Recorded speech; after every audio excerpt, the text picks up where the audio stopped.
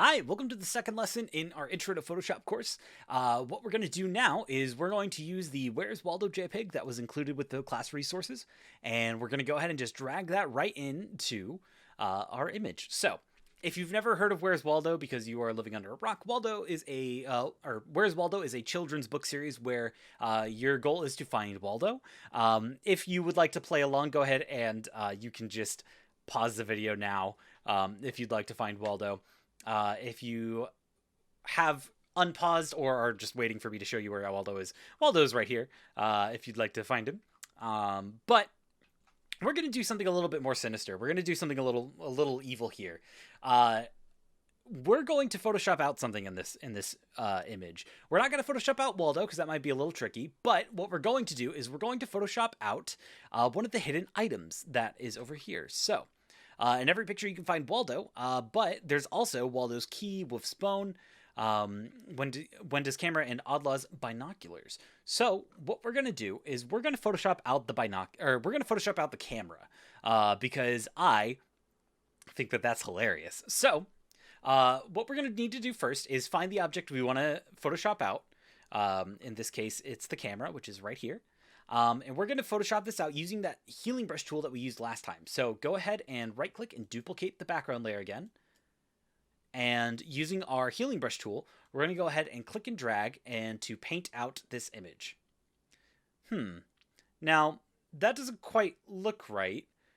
We could try again, but it's still giving us this weird, it's pulling these rocks, and I don't know. I mean, I guess from a distance it might look okay. But we're getting kind of this weird effect where it's not quite Photoshopping it out in the way that we wanted to. So we're going to use something called the stamp tool. So over here, if you don't see this, you're wanting to get the clone stamp tool. And this is really useful for painting out things in a really specific way. So all we want to do is we want to paint out this little camera, right?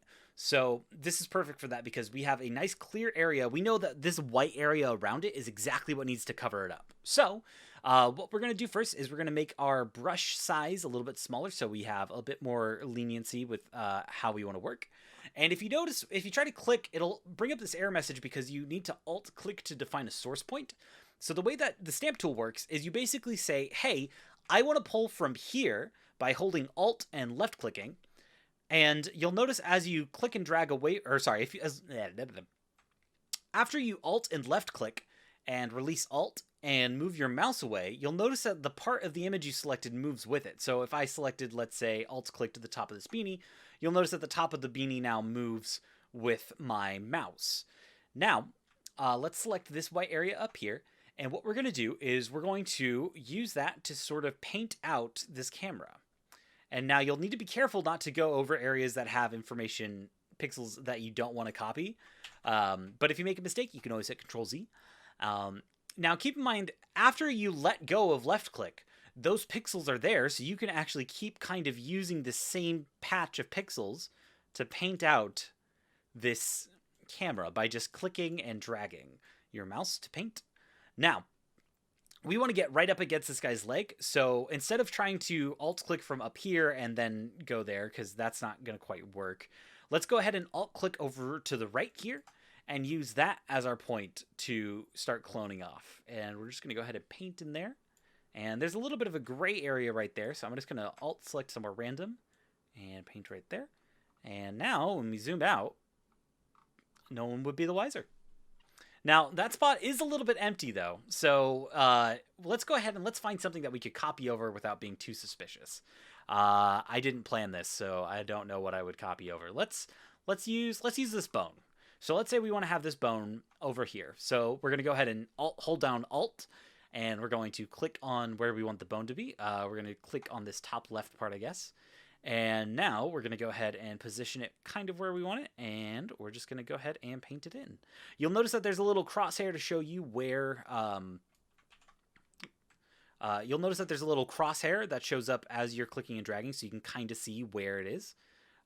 This is very useful for getting those tough to hit spots, but yep, you can go ahead and do that. And now we've replaced it with a bone. And now I don't think anyone would even think for a second about that. And we've successfully photoshopped something out of a Where's Waldo book.